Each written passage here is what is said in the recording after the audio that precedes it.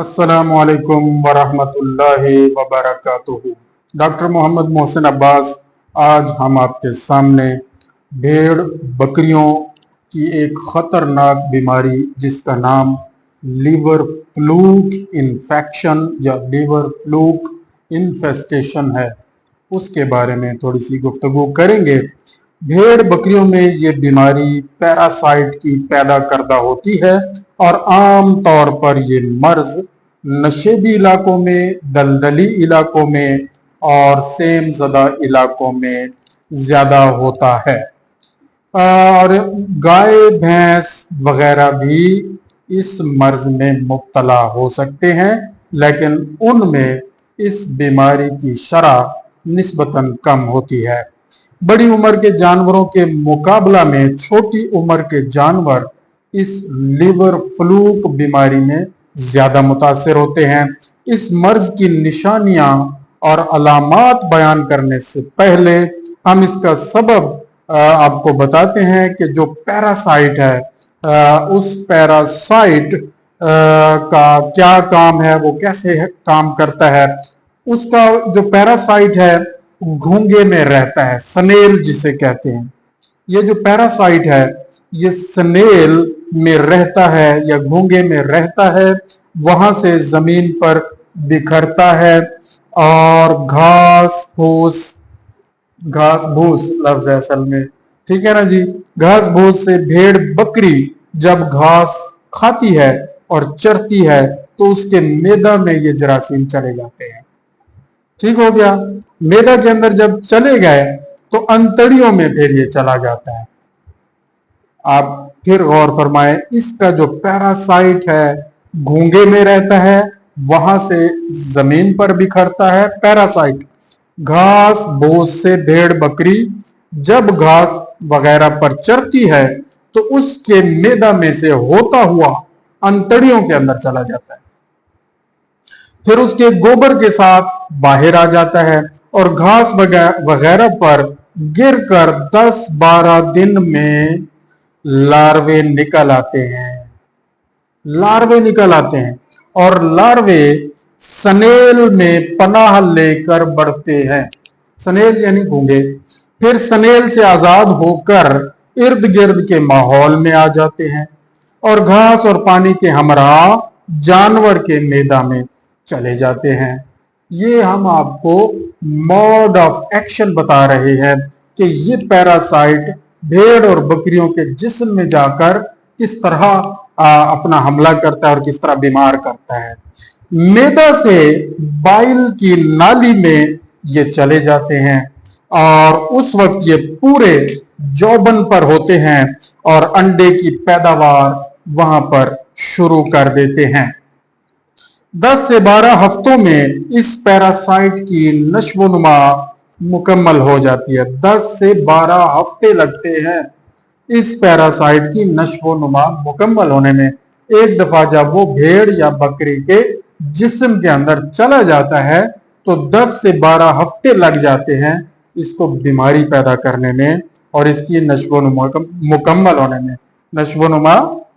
होने में।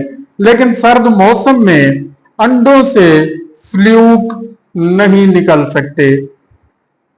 ये फ्लूक मौसम गर्मा में ज्यादा अफजाइश करते हैं।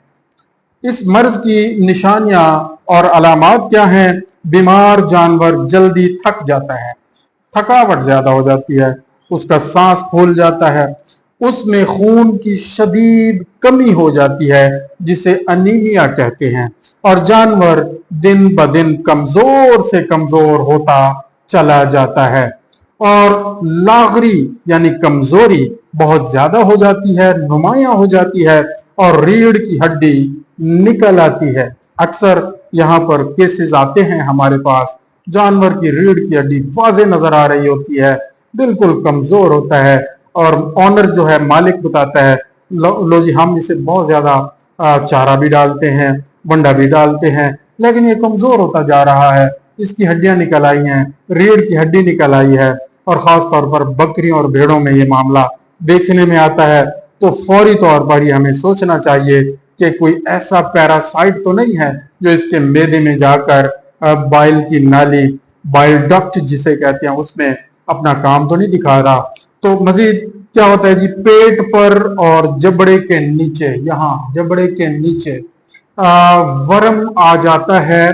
सारा दिन अगर चरागाहों में जानवरों को चराया जाए या घर पर रखा जाए तो चारा खाते वक्त उनके गले के नीचे वर्म मालूम होता है। आज सुबह एक भेड़ आई थी, शाह जी आपने गौर किया था, जिसका मुंह सूजा हुआ था, लेकिन वो जबड़े के ऊपर ज्यादा सोजिश थी, जबड़ों के नीचे नहीं थी ज्यादा सोजिश। अगर जबड़ों के नीचे सोजिश होती तो हम फौरन इसको लीवर फ्लूक की तरफ ले जाते और उसका ट्रीटमेंट वो करते, लेकिन उसका जो सोजिश थी वो ऊपर वाले हिस्से में थी, नीचे वाले हिस्से में होती तो लीवर फ्लूक का हम सोच सकते थे। और इसके साथ एक और बीमारी है हिमांकस कंटोटस, उसके बारे में भी सोच सकते थे। और इसके अलावा और भी बहुत सारे मसाइल हैं, गिल्लड़ भी हो सकता है, कोई और बीमारी भी हो सकती है, वो डिपेंड करता है कि जानवर की बाकी अलामत क्या है। बहरहाल पेट पर भी सोजिश होती है इस मर्ज में, लीवर फ्लूक में यानी पैरासाइट जब जिगर को तंग करता है, मैदा को तंग करता है, तो पेट पर भी वर्म होती है और जबड़े के नीचे भी वर्म आ जाता है। सबसे अहम निशानी यह है, इस पे मैं इसलिए ज्यादा जोर दे रहा हूं, सारा दिन अगर चरागाहों में जानवरों को चराया जाए या घर पर, तो चारा खाते वक्त उनके गले के नीचे वर्म यानी सोजिश मालूम होती है। और जब रात को बैठ जाते हैं या दिन के वक्त खाने के बाद बैठकर जुगाली जब जानवर करते हैं, तो यही वर्म गले से पेट पर ज्यादा नुमाया नजर आता है। गले पर भी नजर आएगा और नीचे पेट पर भी ये वर्म ज्यादा नजर आएगा। लीवर फ्लूक की ये अलामात हैं और ये नोट रखें कि जुगाली के करते वक्त बैठकर जब जानवर बैठता है तो गले और पेट दोनों पर वर्म नुमाया नजर आता है। हिफाजती इकदाम क्या करने चाहिए अगर हम चाहते हैं हमारी भेड़ और हमारी बकरियां, हमारे मवेशी पाल हजरात की भेड़ बकरियां इस मर्ज से महफूज रहें, तो करना क्या चाहिए? करना ये चाहिए कि नमदार दलदली जगहों पर ये मर्ज ज्यादा होता है, इसलिए जरूरी है कि भेड़ बकरियों के बाड़े को, उनके रहने की जगह को, उनके फार्म को साफ सुथरा रखा जाए। सफाई आपको बताया ना, सफाई बहुत जरूरी है।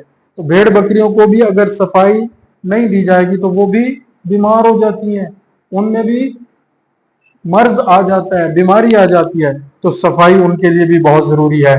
और दूसरे नंबर पर क्या करना चाहिए जी, पानी की निकासी का माकूल इंतजाम होना चाहिए और जानवरों के नीचे बिछाई गई पराली वगैरह जो रात को गीली हो जाती है पेशाब की वजह से, धूप में उसको सुखा लिया जाना चाहिए और उसकी जगह नई रेत या मट्टी डाल देनी चाहिए। अगर रेत और मट्टी दोनों में से जो सिलेक्शन करनी पड़े तो रेत ज्यादा बेहतर है।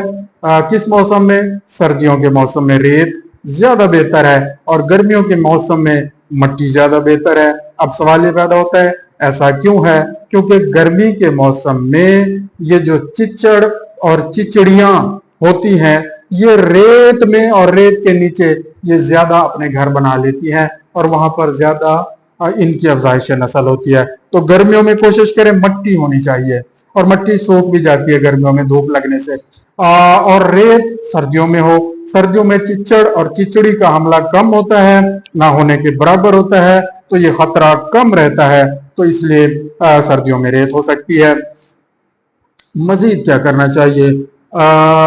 गोबर और पेशाब को जो बकरियां और भेड़ें वगैरह वहां करती हैं उसको फौरन उठा लिया जाए, साफ सुथरी जगह कर दी जाए और अगर रेत या मट्टी भीग जाए तो उसको तब्दील कर लिया जाए। फिलहाल इतना ही। इंशाअल्लाह मजीद बीमारियों की मालूमात के बारे में इंशाअल्लाह मजीद आपको आगाह करते रहेंगे और इंशाअल्लाह सदका जारिया चलता रहेगा। जज़ाकल्लाहु खैरा।